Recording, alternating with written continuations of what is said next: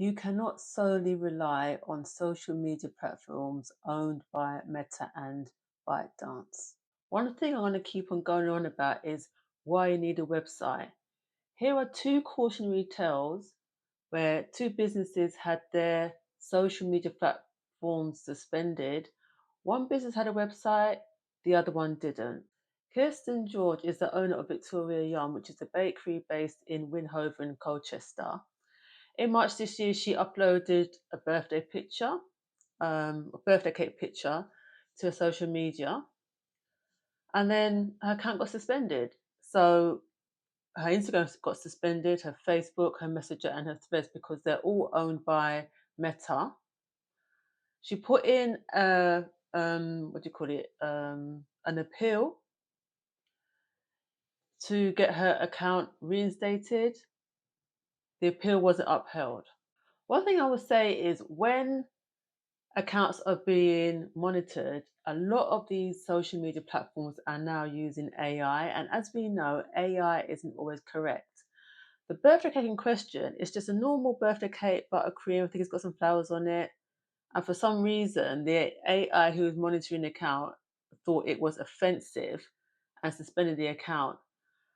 The issue is that when you go to appeal, a lot of the times you put in an appeal, that appeal is monitored by AI as well. And I feel that if you are appealing against a suspension, the appeal should be done by a human person, not by AI, because how are you going to get AI to review a suspension when possibly the reason it got suspended incorrectly is because of AI?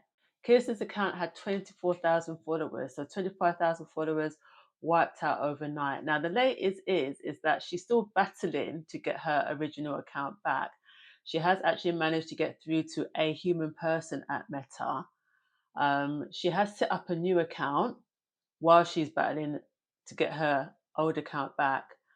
But this is what I will say, she has a website. So even though this awful thing happened to her, she was still able to communicate with her customer. Imagine if you had no website and your only tool to communicate with your customer is your social media platform and it's wiped out, and you don't have an email list either. What do you do? How do you communicate with your customer? The second business that got their account suspended was a tattoo studio called Sanctum Tattoo. They had 4,000 followers. A lot of their business was done through IG and Facebook, and also their bookings. They had no website. Their website got suspended for no apparent reason, and they lost all their bookings, all their artwork, and obviously it had a devastating impact on their business. Um, they're now saying that they are actually going to set up a website and they're going to do all their bookings through the website, which I would recommend because having all your bookings being done through Instagram is so precarious, especially when you know how people's accounts can just be suspended just like that. And you're doing everything for Instagram, you haven't got a mailing list, and all of a sudden, your business basically is gone overnight. You have no control over these social media platforms. You don't. Bringing it back to baking, this is why when I see accounts and they have no website and they're like DM me for orders, I believe that's fine when you're initially setting up and you haven't built your website yet. You need somewhere where people can contact you to order. But long term, that's not a strategy because if your account goes, what do you do?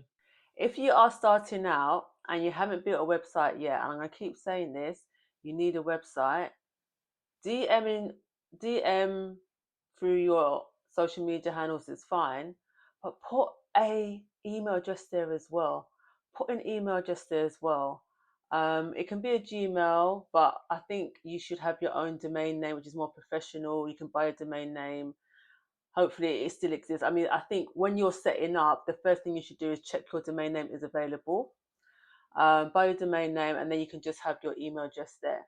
You can just attach it. Most website providers have a way where you can have the email with your domain name email address. Have an email address. So if your account gets suspended and you haven't set up your website yet, at least people can email you. I just see this whole DM me for orders, DM me for orders, and you're going back and forth in the DM, and then suddenly your account's gone, or even worse. Well, I say not worse. Another thing that can happen is the social media platform goes down for a couple of days. It does happen. It happens. It happens. So bakers, please, please, please, and I will keep banging on about it. And if you follow me on my social media, you know I keep going on about it. Please get a website.